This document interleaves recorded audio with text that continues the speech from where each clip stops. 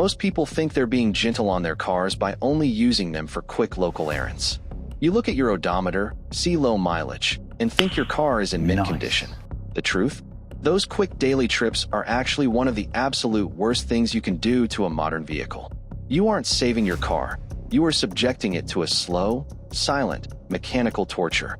In fact, professional mechanics have documented cases where drivers who only commute a single mile to work have had so much water buildup inside their engines that during a severe winter freeze, the contents of their oil pan literally froze into a solid block of ice, shattering the motor from the inside out. Your car is a machine engineered to run blistering hot. When you deny it that heat, things go wrong very quickly. Today, we're breaking down the brutal reality of what happens every single time you take a drive under 15 minutes. And it all starts with a hidden structural flaw that triggers the moment you turn the key. An internal combustion engine is a masterpiece of precision engineering, but it is built to operate flawlessly at one specific window: full operating temperature. When your engine is cold, its internal metal components, like the pistons, cylinder walls, and valve gear, haven't expanded to their optimal size yet. Engineers purposefully leave microscopic gaps, known as mechanical tolerances, because they know the metal will grow when it gets hot. When you start your car cold, those parts are literally rattling and scraping against each other with extra wiggle room. To make matters worse, your engine oil at room temperature is thick and sluggish, moving through your engine like cold honey instead of a smooth lubricant. It takes crucial seconds, sometimes minutes, for that heavy oil to reach the top of the engine and protect those moving parts. If you drive just a mile or two and shut the car off, your engine spends 100% of its run time in this high-friction, high-wear danger zone. But a little extra friction is nothing compared to the chemical warfare happening inside your cylinders on a cold start. Washing the cylinders, fuel dilution. When an engine is cold, gasoline doesn't vaporize easily. To keep the car from sputtering and stalling, the engine management computer does something dramatic. It floods the cylinders with extra fuel, running a highly enriched fuel-to-air mixture. On a long highway drive, this isn't an issue. The engine heats up, the fuel vaporizes cleanly, and the excess is burned off. But on a short 5-minute trip to the grocery store, that engine never finds its happy, hot equilibrium. Instead, that excess, unburned liquid gasoline sprays onto the cylinder walls. Gasoline is a powerful solvent, not a lubricant. It literally washes away the microscopic film of protective engine oil that keeps your piston rings from tearing up the cylinder bores. With nowhere else to go, this raw gasoline sneaks past the piston rings and drips directly down into your oil pan. You are now actively mixing raw fuel with your motor oil, thinning it out and destroying its ability to protect vital components. And once that fuel gets down there, it joins forces with an even deadlier enemy: engine sludge. Basic chemistry tells us that for every gallon of fuel your engine burns, it creates about a gallon of water vapor as a byproduct of combustion. When your engine is fully warmed up, this moisture is vaporized by the intense heat, forced through the PCV system, and cleanly burned off. But on a short drive, the engine block remains lukewarm. That water vapor hits the cold metal inside the crankcase, condenses into liquid water, and drips straight down into your oil pan. Remember the raw fuel that just leaked down there too? Now, your crankshaft acts like a giant blender, whipping your engine oil, raw gasoline, and liquid water together at thousands of RPMs. The result is a horrific, milky, yellowish-brown goo that mechanics call engine sludge. It looks exactly like mayonnaise, and it is fatal to an engine. This sludge blocks the oil pickup tube, clogs the microscopic oil passages feeding your camshafts, and starves your engine of lubrication. And while this chemical nightmare is brewing in your oil, a solid enemy is choking your engine from above, suffocating on carbon buildup. Because short trips force your engine to constantly run rich, the combustion process is incredibly dirty, leaving behind a massive amount of sticky, black soot. Modern engines, especially those with direct injection, are highly susceptible to a condition called carbon buildup.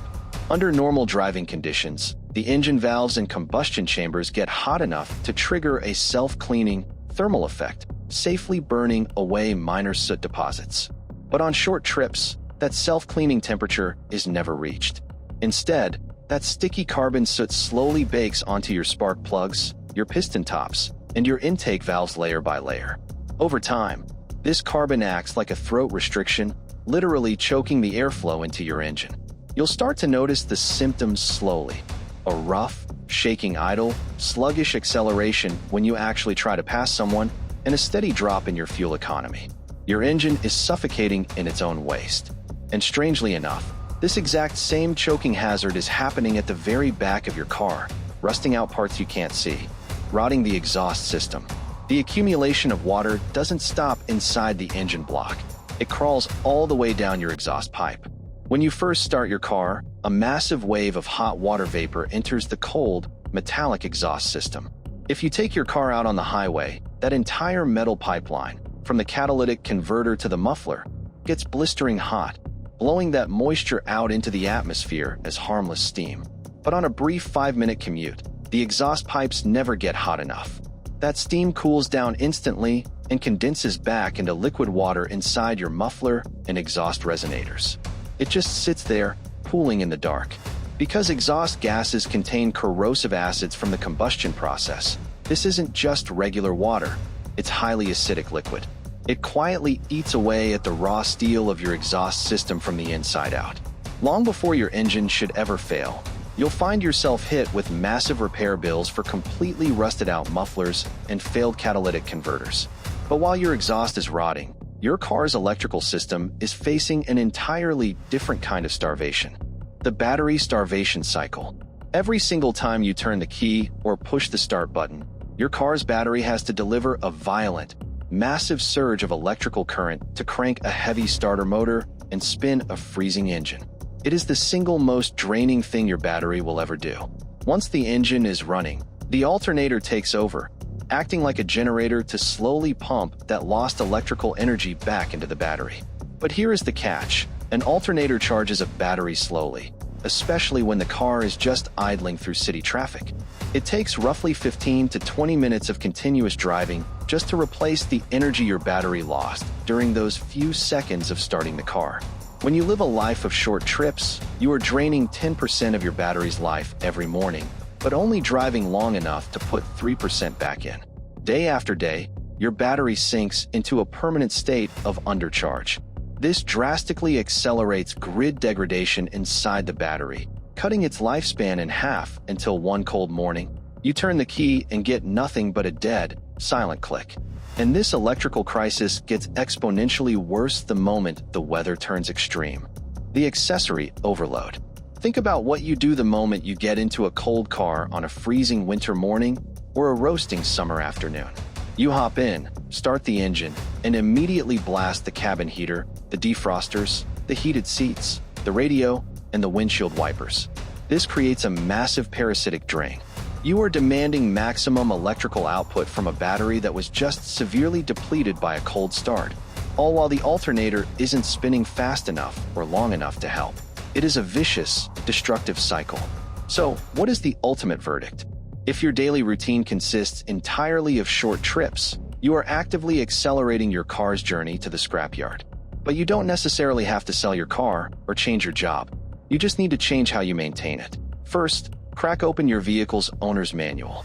Look for the section labeled Severe Driving Conditions. Most people think this only applies to taxi cabs or tow trucks. It explicitly states that repeated short trips qualify as severe driving. This means you cannot wait for the standard 10,000-mile oil change interval. You need to cut that interval in half and change your oil every 5,000 miles or every 6 months to flush out that fuel, water, and sludge before it destroys your bearings. Second, and most importantly, you need to give your car what mechanics call an Italian tune-up. At least once a week, take your car out onto the open highway. Drive it continuously for 30 to 45 minutes at highway speeds. Let that engine block reach its true operating temperature. Let the oil get hot enough to boil off the trapped water and fuel. Let the exhaust blow out the condensation, and let the alternator fully restore your battery. Your car is designed to run, stretch its legs, and breathe. Don't suffocate it in the driveway.